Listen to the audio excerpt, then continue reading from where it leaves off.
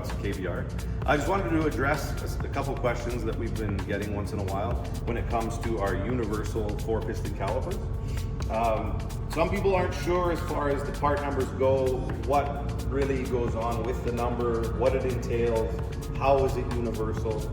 And so what we're talking about when we say universal is basically that this unit could be used on a left-hand side of your truck or the right-hand side of your truck, or if it's mounted up high on the rotor or down lower on the rotor.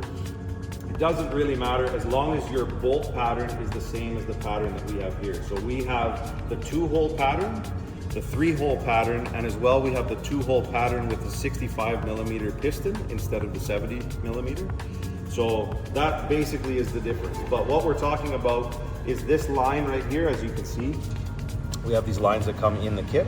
So this line, let's say you were mounting it on the left side of your unit, can be put on the bottom and installed this way.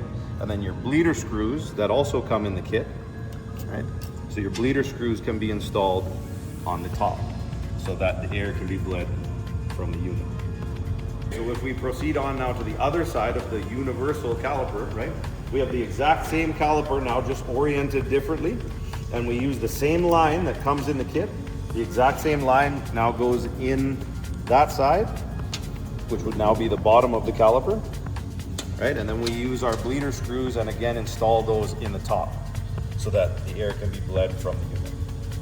So the other things that come in our kit as well are just your 2 copper washers that we use for either side of the banjo bolt that should be on your existing line that comes from your truck.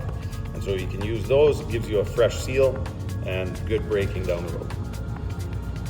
So the part numbers that we offer here at Fleet Products and KBR is the 7123N, the 7123NX3, and the 7125N. Now the 7125N just has a smaller piston size, so it has the 65mm piston size. You don't get quite the pressure, but if that's your application, it is what it is. And then your difference will just be dictated by your mounting holes and the mounting circle that's on your axle.